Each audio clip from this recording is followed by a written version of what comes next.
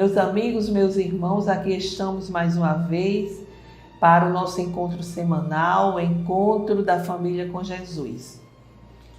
É sempre uma alegria renovada aqui comparecermos, porque é um momento de harmonização, é um momento de intercâmbio espiritual, de sentirmos Jesus chegar em nossas casas, sentar conosco e permanecer conosco. Que Ele possa permanecer através das nossas ações, das nossas atitudes, que vão fazer com que Ele permaneça ou não. Não esqueçamos o recipiente com a água que será fluidificada durante a reunião. Pelos nossos guias espirituais, não esquecer que devemos tomá-la no final da reunião, com muito respeito, com muita fé, convictos de que estamos ingerindo uma medicação que irá harmonizar a nossa mente, nos harmonizar emocionalmente e espiritualmente. Então vamos fazer a nossa leitura preparatória do livro Pão Nosso, psicografia de Chico Xavier, o Espírito Emmanuel. A mensagem é a 31. Com caridade. Todas as vossas coisas sejam feitas com caridade. Paulo, primeira carta aos Coríntios, capítulo 16, versículo 14.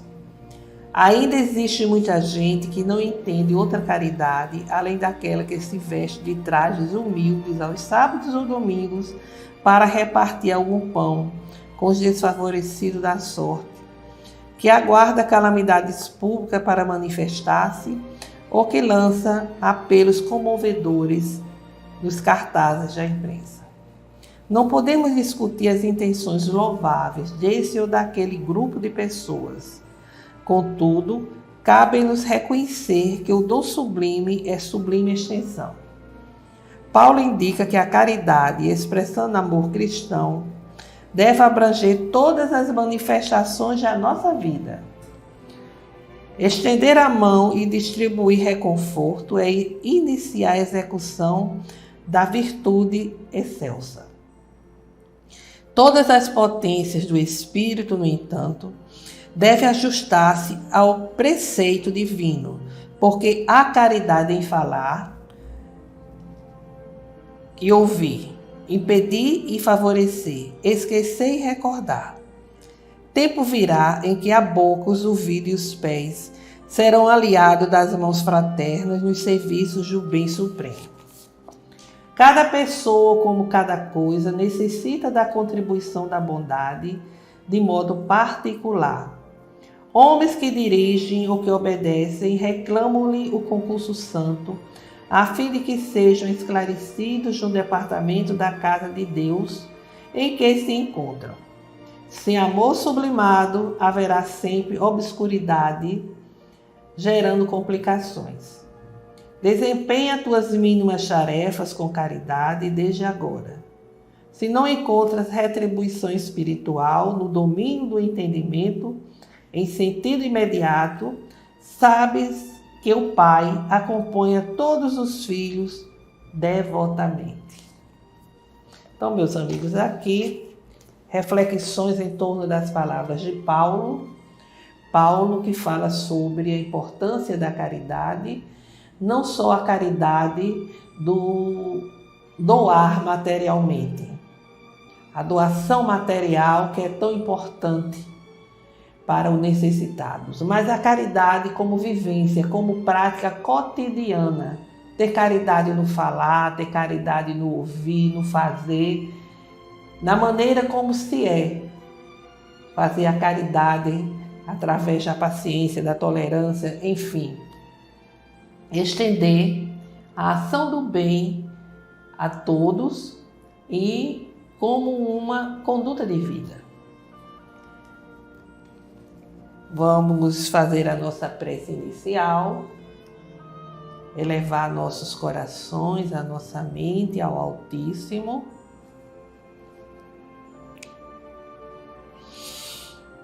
Senhor Jesus, Mestre incondicional de nossas vidas, aqui estamos reunidos para o estudo do vosso Evangelho e para isso solicitamos o vosso amparo, a vossa proteção, a vossa permissão para que os guias espirituais venham nos auxiliar no entendimento e, sobretudo, na vivência do que aqui será estudado. Assim, em vosso nome, em nome dos guias espirituais e principalmente em nome de Deus nosso Pai, vamos dar início ao estudo de hoje. Que assim seja. Bem, meus irmãos, dando prosseguimento ao Evangelho no Lar, a partir das reflexões do Sermão da Montanha, que, como sabemos, é um discurso de Jesus, o mais belo, o mais eloquente de todas as falas de Jesus, porque encerra ensinamentos valiosos, de uma essência moral, ética e espiritual, sem definição mesmo, de forma muito, são ensinamentos muito profundos. E hoje vamos verificar, vamos refletir sobre o momento em que Jesus fala sobre o amor aos inimigos. Está no capítulo 5, versículo 43 a 47, segundo Mateus. Então Jesus diz: tendes ouvido o que foi dito, amarás o teu próximo e aborrecerás teu inimigo. Mas eu vos digo, amai vossos inimigos, fazei bem aos que vos têm ódio e orai pelos que vos perseguem e caluniam, para serdes filhos de vosso Pai que está nos céus, o qual faz nascer o sol sobre bons e maus, e vi chuva sobre justos e injustos.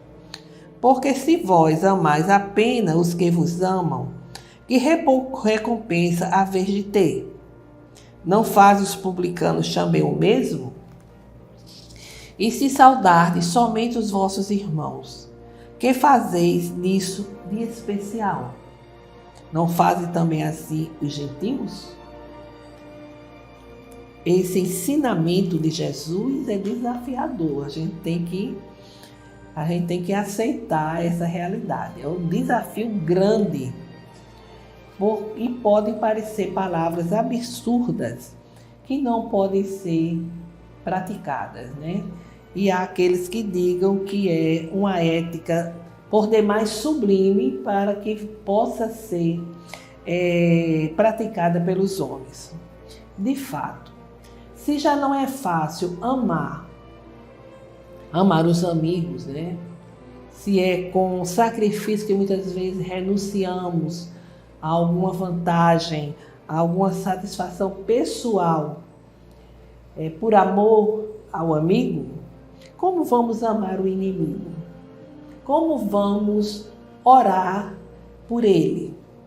Orar por aqueles que nos perseguem, por aqueles que nos desejam mal, por aqueles que nos caluniam? São perguntas realmente que fazem todo sentido. E o perdão aos inimigos é considerado até mesmo uma fraqueza, uma covardia para muitas pessoas. Porque o desejo de vingança funciona como um bálsamo para os sentimentos que foram ofendidos. E quando não consegue realizar esta vingança, a pessoa guarda um ressentimento tão grande e tão profundo que vai atormentá-la por toda a vida. O máximo que se pode conceder ao inimigo é esquecer o que foi feito, se afastar e dizer como se diz geralmente: eu não quero vê-lo nunca mais pintado, nem a ouro perto de mim. E esse esquecimento dos agravos que nos foram dirigidos não é real. Porque quando se sabe que aquele ofensor passou por uma dificuldade, foi vítima de alguma infelicidade, qual é a nossa reação geralmente? Bem feito, recebeu o que merecia. Ou seja, está lá dentro o ressentimento e a mágoa. Se o sentimento de vingança já não existe mais, porque faltou oportunidade ou porque viu, às vezes a pessoa quer se vingar e não se vinga devido às consequências, né? Mas fica aquela mágoa, aquele ressentimento, esperando que Deus faça justiça. Se diz muito, a justiça dos homens falha, mas a de Deus não. Mas as recomendações de Jesus são consideradas uma profunda ciência e a mais alta filosofia de prática da vida. Hoje sabemos, pela própria ciência, né, o mal que o sentimento de vingança gera. Isso é dito por psicólogos, por psiquiatras, por psicoterapeutas, que aquela pessoa que guarda cólera, ódio, rancor, ressentimento, desejo de vingança, que alimenta exatamente sentimentos, pensamentos negativos, isso tudo prejudica a harmonia mental, a harmonia espiritual e até mesmo física, fazendo as pessoas adoecerem e, dependendo do caso, essas pessoas adoecem de tal forma que antecipam o seu desencarne, porque se alimentam de uma energia que elas fabricam, extremamente danosa. Imagine que a pessoa deseje o mal, tá tudo bem. É um inimigo, é alguém que lhe prejudicou, é alguém que lhe fez sofrer muito e você não se esquece. Você quer se vingar, quer que ele sofra, que ele pague pelo que fez. A gente vê na mídia, né, muitos seriados, muitas séries nesse sentido. Pessoas se vingando, cheias de ódio. E como dar audiência? Porque é como se a pessoa se realizasse através da ficção. Tem um pouco a ver com isso. Então, se nós guardamos rancor, ressentimentos, desejo de vingança, muito ódio, isso desequilibra, porque nós emitimos uma energia extremamente negativa. Nós sentimos e pensamos, e a mente pensando, desejando. Só que nós nos esquecemos que essa nossa energia pode prejudicar o outro, sem dúvida. Você o tempo todo emitindo aquele desejo de vingança. Só que antes de chegar ao nosso alvo, ele está danificando a nós mesmos. A nossa mente, a energia mental ainda é pouco conhecida, mas dizem os espíritos que ela tem uma potência enorme. Ela tem uma potência muito grandiosa. Aí imagine sua mente arquitetando, desejando vingança o tempo todo. Você está bombardeando a você mesmo. Suas engrenagens mentais não suportam. Aí vem as doenças as mais diversas. No campo psicossomático, né, principalmente. Aí vem as doenças, os desequilíbrios, os tormentos. A pessoa se sente infeliz, a pessoa se sente inquieta, desesperada, não consegue dar rumo à sua vida, porque está centralizando tudo nesse ódio, nessa vingança. E os profissionais dizem muito isso, que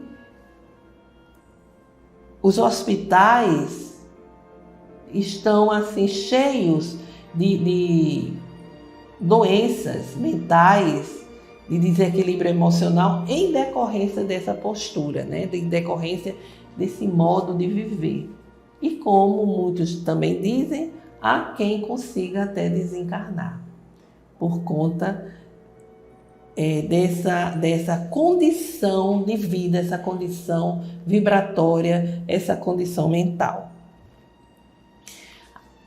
No Evangelho segundo o Espiritismo, Kardec chama a atenção que só é nosso inimigo aquele que passou pela situação de amizade conosco, que por alguma razão do nosso amor doentio, egoísta ou dele, se desequilibrou e virou inimizade, porque às vezes nós queremos que o próximo seja como nós somos, uma projeção do nosso eu.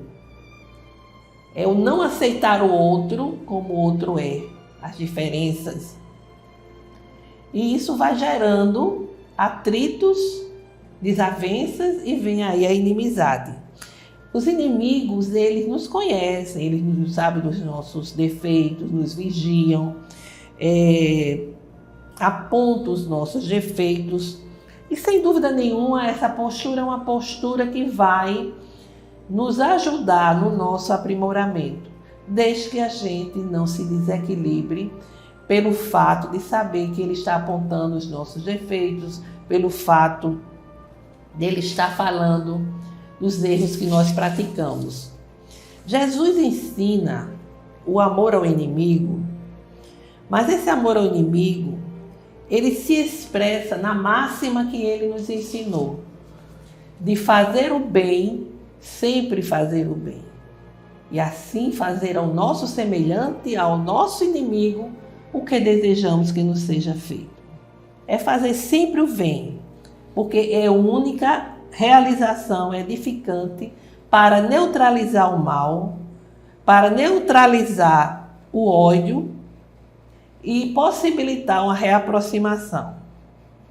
Quando ele diz para orarmos por todos aqueles que nos perseguem, que nos odeiam, que nos caluniam, é porque a oração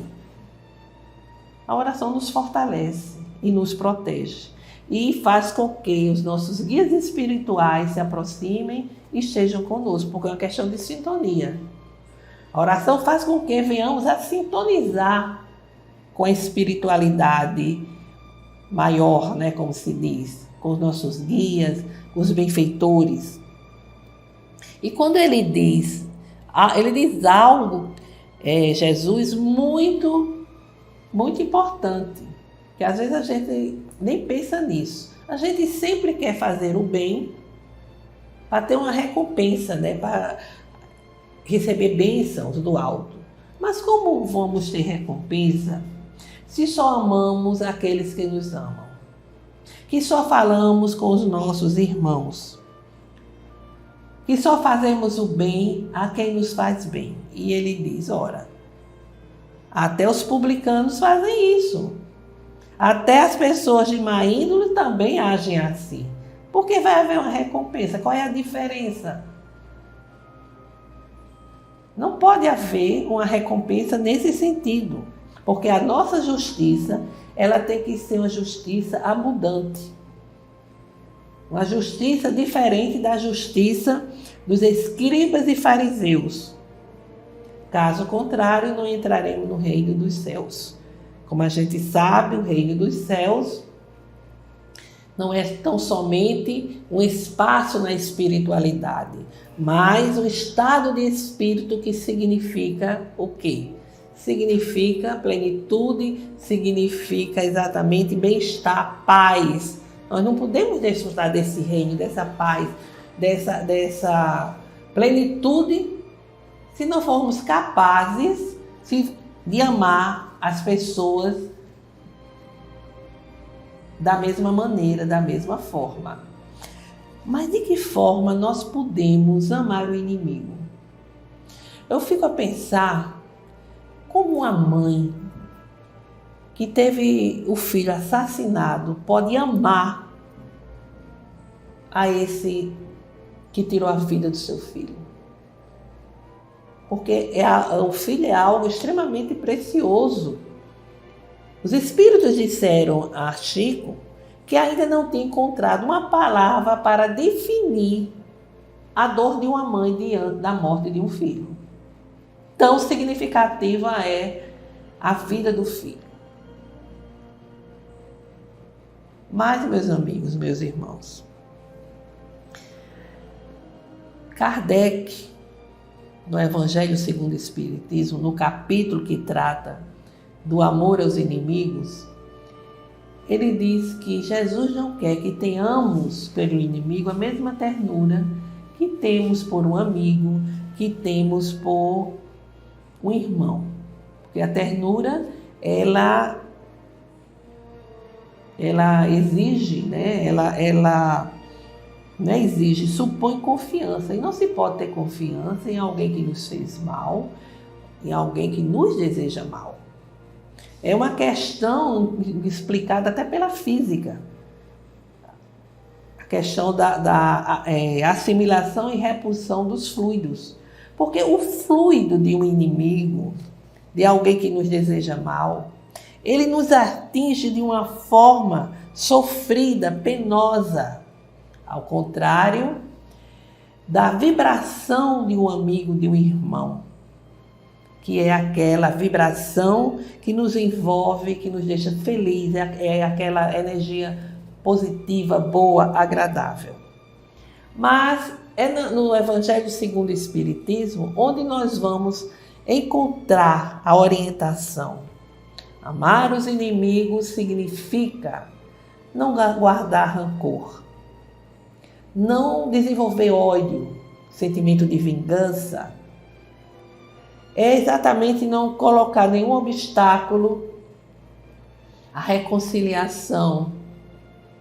É não ficar feliz quando se sabe que aquela criatura foi alvo de infelicidade, foi alvo de destruição. É ver naquele que nos ofendeu um irmão doente, desequilibrado, enfermiço.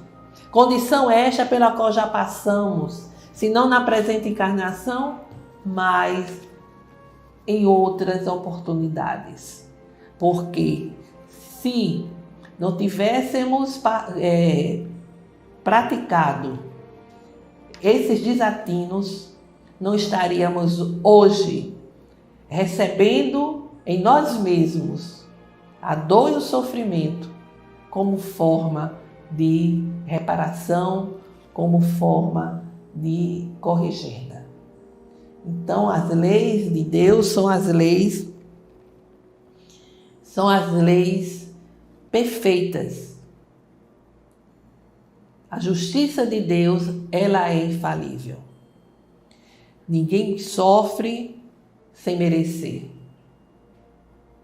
Ninguém padece sem merecer, porque aí a terra seria totalmente desgovernada, mas não. Há uma perfeição em tudo que nos acontece. Nós podemos não aceitar, não compreender, mas a lei divina, ela é perfeita. E Deus está sempre a nos conceder a sua compaixão, a sua misericórdia. Não esqueçamos disso.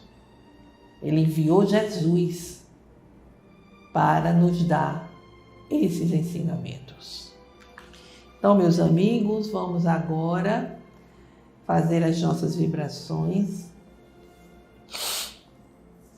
emitir pensamentos de amor, de paz, de luz, de esperança. Senhor Deus, nosso Pai Criador, aqui estamos rogando, Senhor, pela paz entre as nações, pelo entendimento entre os governantes, para que busquem sanar o sofrimento de todos os nossos irmãos que passam fome, que vivem ao relento da violência, da injustiça. Rogamos pelos governantes da nossa nação, para que tenham uma atuação em função da justiça social. Pelo fortalecimento da doutrina espírita, em seus postulados kardecianos e evangélicos.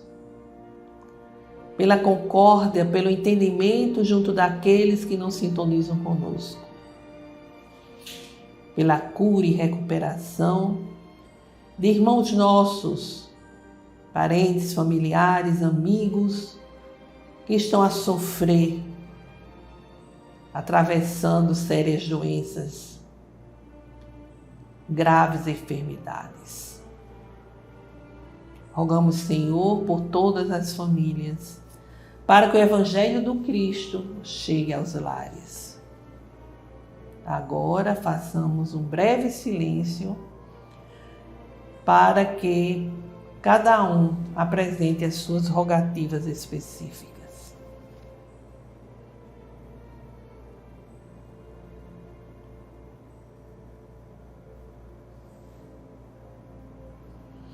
Recebei, Senhor meu Deus, as nossas rogativas, os nossos corações aflitos, buscando o vosso amparo, a vossa proteção.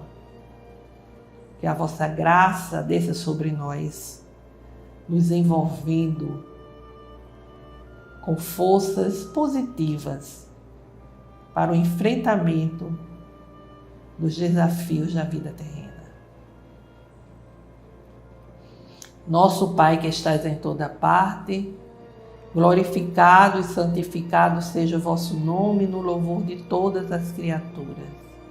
Venha a nós o vosso reino de amor e sabedoria, seja feita a vossa vontade acima dos nossos desejos, aqui na terra e em todos os ciclos espirituais. O pão nosso do corpo e do espírito dai-nos hoje. Perdoai, Senhor, as nossas dívidas, ensinando-nos a perdoar os nossos devedores, com esquecimento de todo mal, não permitindo que venhamos a cair nas tentações das nossas próprias inferioridades, livrando-nos da maldade que ainda reside em nós mesmos, para que assim reine a paz, o entendimento, o amor na caridade, hoje, amanhã e sempre. Que assim seja. Com esta prece, encerramos o Evangelho no Lar de hoje, desejando a todos uma semana de saúde, paz e harmonia. Até breve.